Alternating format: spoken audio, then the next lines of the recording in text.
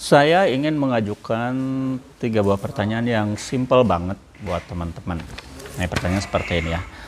Siapa kira-kira teman-teman yang ada di sini yang nonton channel saya itu yang ingin menjadi pengusaha atau pebisnis yang sukses? Lalu yang kedua, saya juga ingin bertanya, siapa dari teman-teman atau misalkan customer Aldo Bako atau misalkan ini pemula yang baru mau masuk yang ingin sukses berbisnisnya itu dari bisnis tembakau. Karena ya saya jujur bilang aja, memang kalau untuk omset bisnis tembakau itu emang menggiurkan lah gitu kan ya. Nah, lalu yang terakhir juga saya pengen bertanya sama teman-teman yang nonton channel saya yang saat ini justru malah bingung bagaimana cara memulai atau mendapat informasi yang valid tentang bisnis ini. Nah, walaupun memang ya untuk saat sekarang hari ini tuh memang bisnis ini adalah sebuah bisnis yang lagi viral, banyak diminati, memang banyak dibicarakan orang, tapi justru sangat sedikit sekali informasi yang didapat tentang perihal cara memulai gitu kan, informasi produknya dari mana, apalagi untuk harganya gitu kan. Apalagi teman-teman yang mau terjun ingin ikut berbisnis, itu sangat sekali jarang banget informasinya bisa didapat dari sumber-sumber yang valid. Oke, assalamualaikum warahmatullahi wabarakatuh. Kita ketemu lagi sama Aldo Bako, dan di sesi kali ini saya tuh bakal bahas hal yang kalau menurut saya tuh ini sensitif banget ya, dan memang ini bakal jarang banget dibocorin solusinya itu dari pembisnis yang udah sukses sebelumnya gitu kan. Jadi ini itu tentang bagaimana cara memulai proses bisnis tembakau tuh dari nol tuh kayak gimana. Nah gitu kan. Nah, seperti yang teman-teman ketahui mungkin ya, ini awal-awal penyebab problemnya itu bisa jadi seperti ini adalah ketika ya seperti yang teman-teman ketahui bahwa dalam 2 tahun terakhir ini pita cukai rokok itu naik signifikan, dan itu menyebabkan harga dari semua brand rokok terkenal di pasaran itu melonjak naik jadi mahal. Dan akibat dari mahalnya produk tersebut ya mau nggak mau kalangan menengah, apalagi menengah ke bawah gitu kan, dia pasti nelan ludah. Karena memang ya awalnya mereka itu kan beli maksudnya tuh, dalam contoh misalkan ketika itu satu bungkus bisa nyampe 20.000 atau 25.000. Nah, sekarang malah 2 kali lipat, 50.000 baru dapat sebungkus. Yang biasanya beli sebungkus sekarang beli setengah bungkus, yang biasa setengah bungkus sekarang malah beli batangan. Nah, hal itu memang jadi untuk saat ini ya, awal-awal pertama kali saya mau terjun ke bisnis juga itu udah dilihat benar ini adalah sebuah namanya itu peluang usaha. Jadi gini loh teman-teman, ya, dalam konsep bisnis itu ada namanya itu ya solusi. Jadi ketika teman-teman ingin berbisnis, carilah bisnis atau produk untuk bisnis teman-teman itu sesuatu yang ada kebermanfaatan atau bisa jadi solusi untuk sebuah problem. Nah, di sini problemnya kita lihat, nah ya contoh misalkan nih yang paling benar-benar kita lihat adalah problemnya ketika si cukai naik, terus harga rokok jadi naik, daya beli masyarakat jadi turun, jadi rendah gitu kan. Nah, otomatis di sini banyak, apalagi yang menengah ke bawah tuh kalang kabut. Ibaratnya ya mereka, kalau ibarat saya bilang itu kalau untuk di Indonesia sendiri ya gitu kan, faktor namanya itu tembakau itu hal yang benar-benar dominan gitu kan. Artinya tuh 90% dari penduduk Indonesia itu pasti merokok gitu kan. Mereka tuh pasti namanya itu berkebutuhan akan produk tersebut. Nah, ketika produk itu semakin mahal dan daya beli semakin rendah, nah di sanalah ada namanya itu ya ketidakseimbangan. Dan jadi daya beli menurun karena produk naik. Nah, disitulah terjadi namanya itu salah satu hal yang paling kita lihat di sini adalah toko-toko tembakau gitu kan mulai naik. Nah, walaupun ya dulu itu waktu saya tuh 2 tahun yang lalu tuh tembakau itu biasanya masih berbentuk jenis apa, moli-moli biasa gitu kan. Tapi untuk yang 2 tahun sekarang gitu udah berubah gitu kan, udah banyak varian-varian yang apa namanya tuh, banyak sekali variannya dari buah-buahan, minuman sampai kretek, ada yang mentol, ada yang non ice gitu kan.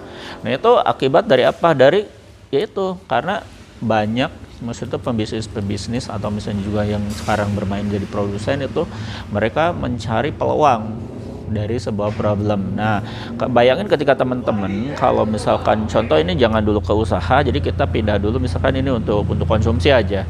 Kayak gini, kalau misalnya teman-teman biasa 50.000 misalkan beli satu bungkus dengan kuantiti 20 batang, terus teman-teman beli produk Tingway itu dengan harga yang sama tapi kuantiti lebih banyak dan rasa lebih mirip, lebih enak. Itu kan menjadi salah satu namanya itu daya tarik tersendiri. Nah, otomatis banyak ya dari masyarakat itu mulai beralih ke Tingway. Nah, itu alasannya tuh kenapa produk Tingway itu sekarang banyak digemari. Karena ya pertama ya satu nilainya ekonomis akibat dampak dari ya cukai rokok yang naik, harga rokok naik, ya kebutuhan nggak bisa turun kan gitu kan. Nah, kalau kebutuhan nggak bisa turun ya mereka mau gak mau beli gitu kan. Tapi ketika ada alternatif yang lain, contohnya dengan Tingway ini dengan rasa sekarang kan rasa rokok pabrikan lebih banyak gitu kan, itu akan menjadi salah satu ya buat mereka tuh angin segar lah gitu kan. Apalagi buat kita kenapa enggak untuk dijadikan peluang usaha. Nah makanya itu waktu itu saya sempat berpikir ya bagaimana kalau kondisi seperti ini dijadikan peluang usaha. Nah gitu kan, dari sanalah timbul ide bikin paket usaha gitu kan. Nah untuk teman-teman yang baru atau misalkan ibaratnya tuh yang ingin terjun ke bisnis tembakau dan sekarang tuh bingung pengen berbisnis tapi misalkan modalnya sedikit gitu kan, karena atau modalnya terbatas, atau misalkan teman-teman punya modal banyak juga maksudnya tuh nggak berani langsung ambil banyak karena memang satu ya teman-teman belum menguasai produk atau misalnya menguasai lapangan pasar segala macam lah gitu kan ya. Nah itu bisa jadi inisiatif nanti teman-teman tinggal pilih peluang usaha dari kita. Nah karena kita ada opsinya banyak gitu kan, jadi teman-teman bisa ngambil peluang paket usaha dari 500.000, 1 juta, 2 juta, 3 juta, 5 juta, 6,5 juta sampai paket keagenan 15 juta. Itu bisa dijadikan opsi untuk teman-teman nanti diambil untuk ya jadi bahan referensi teman-teman untuk memulai bisnis tembakau. Nah di sisi lain kelebihannya apa ketika teman-teman ngambil paket usaha dari kita? Nah kelebihannya teman-teman pertama ya teman-teman bisa dapatkan all item produk tapi yang best seller tentunya. Jadi dalam paket usaha ini teman-teman mau yang di paket 500.000 atau paket keagenan yang 15 juta itu teman-teman tetap dapat namanya itu perlengkapan sama tembakau yang best sellernya gitu kan, cuma ya kuantitinya berbeda gitu kan. Contoh yang di paket 500 teman-teman tetap dapat kiloannya juga, jadi kiloan yang di belakang sana itu nanti teman-teman dapat. Terus yang kemasan kecil juga teman-teman nanti dapat, kayak misalkan produk-produk dari HM Kretek, terus ada yang dari SW dapat gitu kan, terus produk dari namanya itu moleknya juga nanti teman-teman dapat. Nah selain dari tembakaunya juga, jadi teman-teman bisa dapat tembakau rokok pabrikan, Flavor juga ada yang rasa buah-buahan, minuman gitu kan, ada yang non as, ada yang as. Itu bisa teman-teman pilih gitu kan, dan bisa request sendiri gitu kan. Itu kelebihan dari kita tuh bisa request sendiri. Jadi bisa disesuaikan dengan pasar teman-teman. Nah, gitu kan. Nah, itu selain dari produk-produknya itu juga teman-teman bakal dapatin namanya tuh paket perlengkapannya juga buat menunjang nanti bisnis teman-teman. Contoh misalkan ya ada paket itu ada perlengkapan alat lintingnya. Nah ini ya seperti ini nih. Nah ini seperti ini nih teman-teman bakal dapat perlengkapan kayak gini nih ya. Ini perlengkapan kayak gini, alat linting kita ada banyak. Ada yang alat linting kecil kayak gini, ada slorok, ada beca, terus ada injektor juga ada gitu kan. Terus injektor juga terbagi dua, ada injektor manual, ada injektor namanya tuh otomatis juga ada ready di kita gitu kan. Terus ada yang alat linting yang stainless. Nah, itu ada banyak banget pilihan buat teman-teman untuk dijadikan referensi usaha gitu kan. Jadi teman-teman boleh ambil semuanya atau misalnya mengikuti paket. Nah, terus nanti perlengkapan juga ada filter. Nah, ada filter juga teman-teman bakal dikasih filter, terus ada covernya papir ya, papir juga nanti teman-teman dapat juga ya. Terus nanti teman-teman dapatin namanya itu kayak cengkeh, lem, sekaligus teman-teman juga dapat banner. Nah, banner untuk nanti promosi ditempelin di luar di toko gitu kan. Nanti buat apa esensi buat teman-teman itu berjualan tembakau.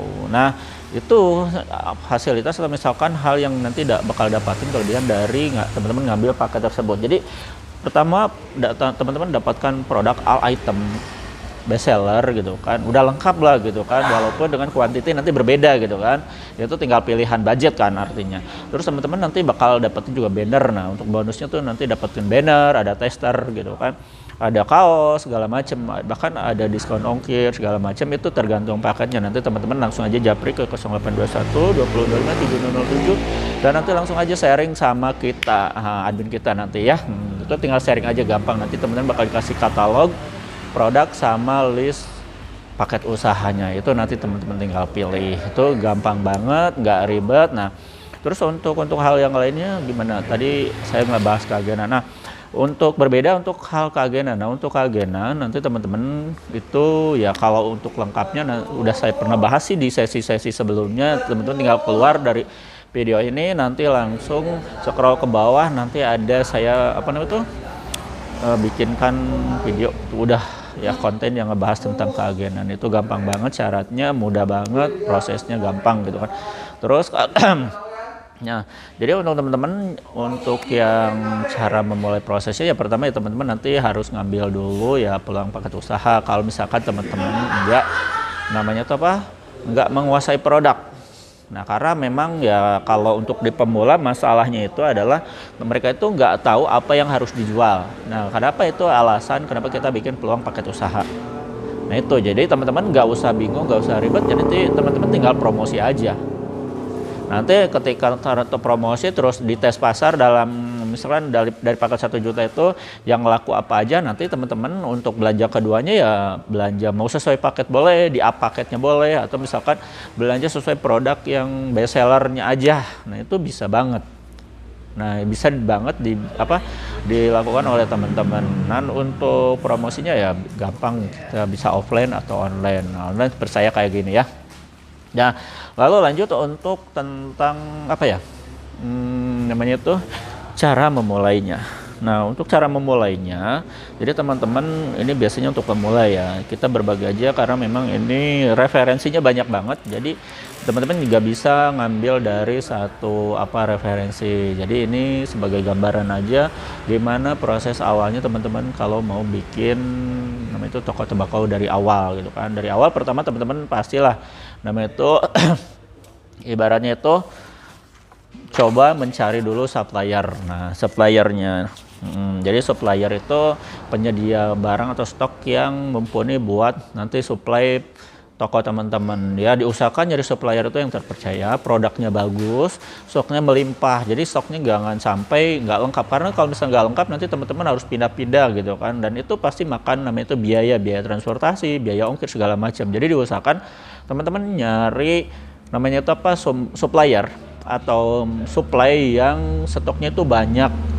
Stoknya kalau stok murah pasti harus ya gitu kan, stoknya ekonomis tapi produknya berkualitas. Contohnya ya teman-teman bisa ngambil referensi ya ke Aldo Bako gitu kan, produk di kita ada banyak gitu kan, pilihannya stoknya banyak, produknya berkualitas, nanti tinggal dipilih aja. Nah, ketika itu udah teman-teman nanti udah dapat nih ceritanya, suppliernya udah dapat gitu kan, terus teman-teman langsung memikirkan perencanaan modal dari mana. Nah, gitu kan. Misalkan teman-teman nih mau ngambil paket 1 juta atau 2 juta atau misalnya paket Kagena 15 juta. Nah, nanti teman-teman bisa mulai merencanakan mengambil apa permodalan itu dari mana kan tapi untuk ini rekomendasi dari saya gitu kan untuk para pemula apalagi bisnisnya belum jalan atau jalan baru sebentar gitu kan atau misalnya belum stabil, saya anjurin jangan menggunakan sistem permodalan sumbernya dari bank. Minjem dari bank gitu karena memang itu nanti bakal jadi bom waktu buat temen-temen ketika cash flow-nya tuh belum lancar. Artinya kalau misalkan masih baru atau misalnya pemula ya usahain nyari permodalan dari sumber uang yang dingin, misalkan jual aset lah kayak misalkan jual apa ya motor, handphone segala macam, pokoknya nyari uang yang benar-benar gak kepake gitu kan, atau pinjam ke orang tua juga bisa ya. Bisa gitu kan, asal jangan ngambil ke apa namanya tuh bank emo kayak gitu kan. Jadi teman-teman kan ribet tiap minggu harus aku berjanji saya pernah lihat ya.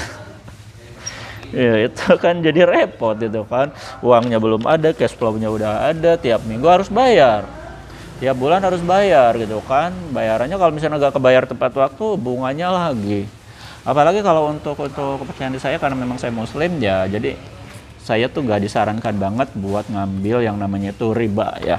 Kalau nginjem uang tuh jatuhnya riba, karena ya kalau untuk masalah itu teman-teman tinggal scroll nyari informasinya tentang riba ya.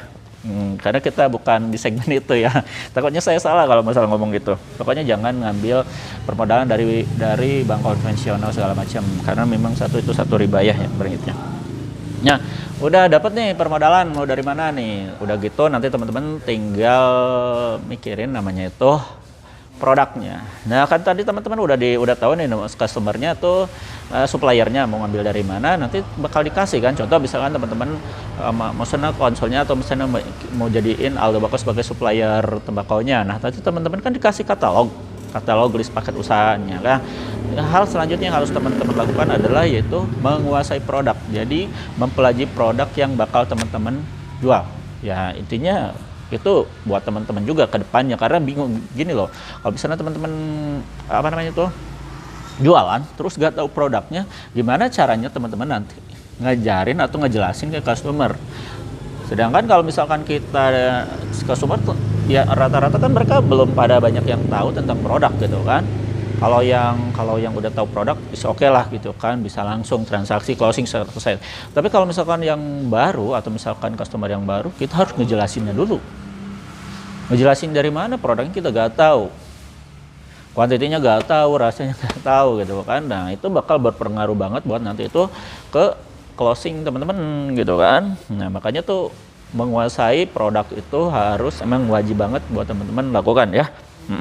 Terus produknya udah tahu nih, udah hafal lah gitu kan, udah dihafalin teman-teman semua. Nah lanjut teman-teman survei target market. Nah jadi tugas teman-teman adalah nanti survei.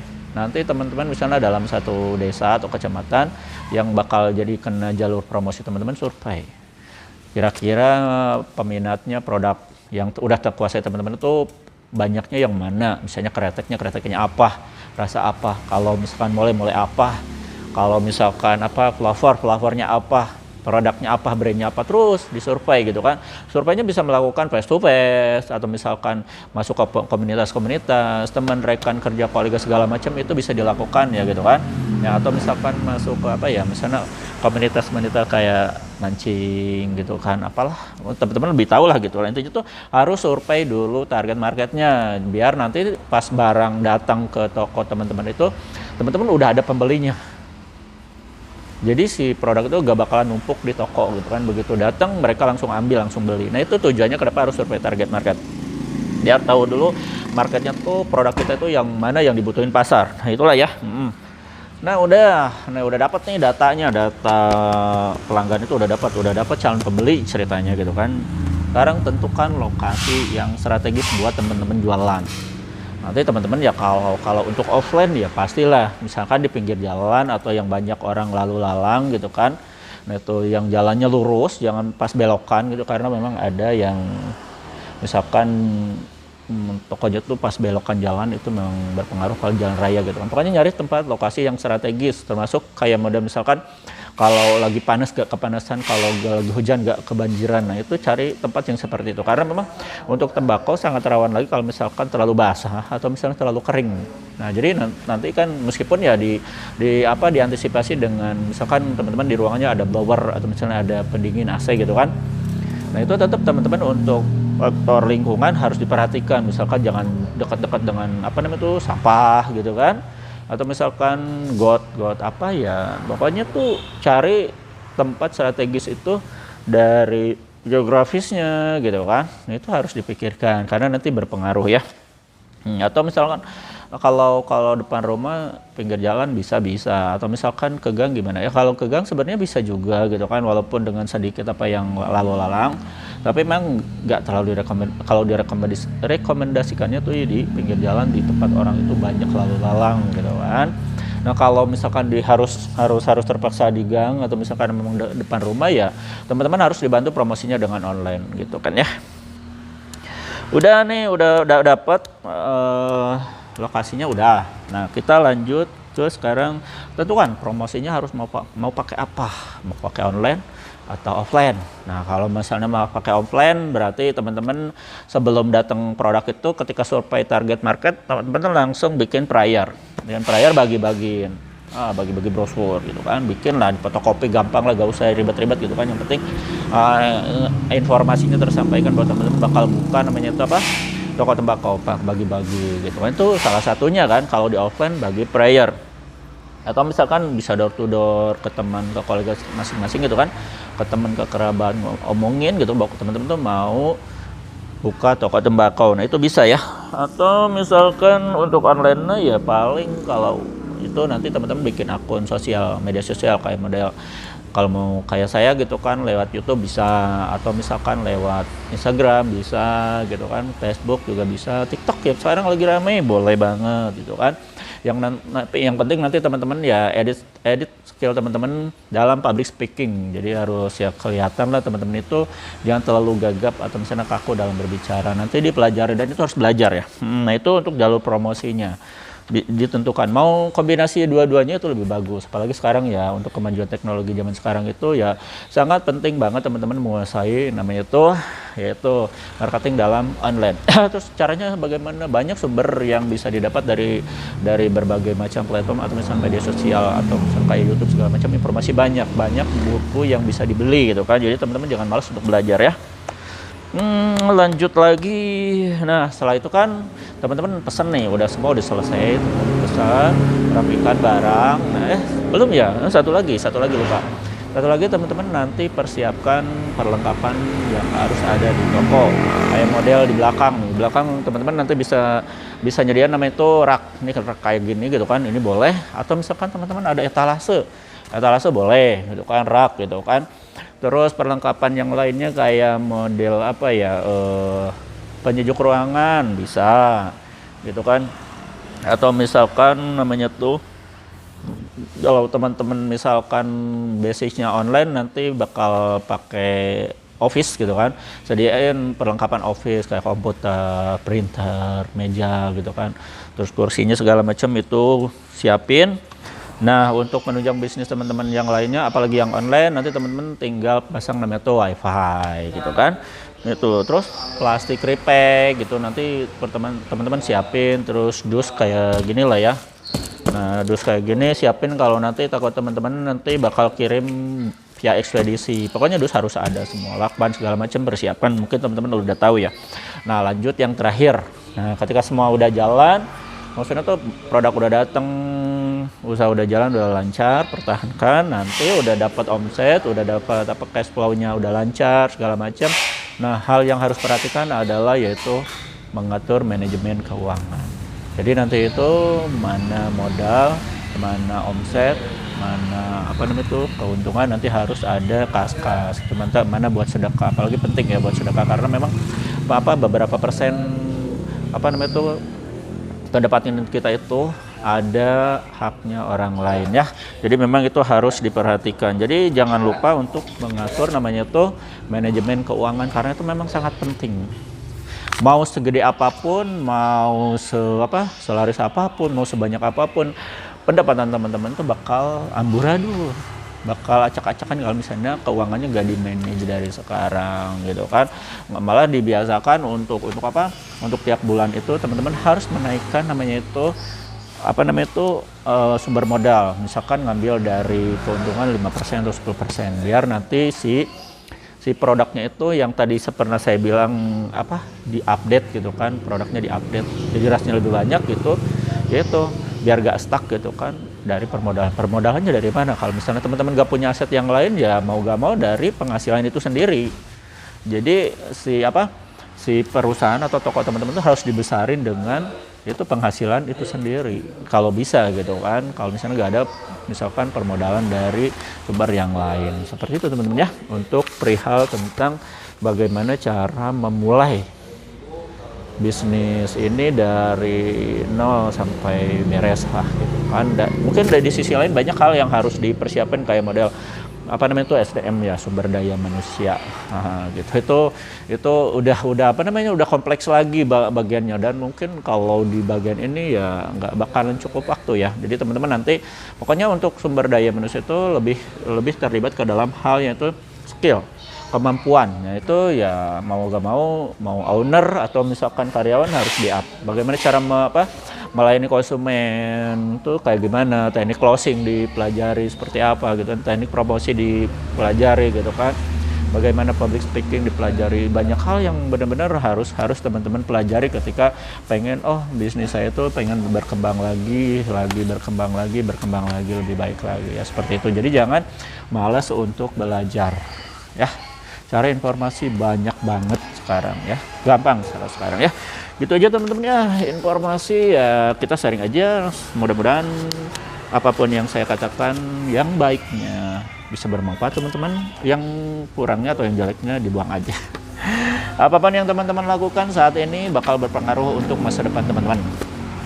Apapun hal yang hari ini teman-teman lakukan tuh bakal berguna untuk kedepannya. Jadi jangan lupa untuk terus update skill berbisnis teman-teman, karena itu bakal berpengaruh untuk bisnis teman-teman ke depan. Saya Aldo Bako undur diri. Wassalamualaikum warahmatullahi wabarakatuh.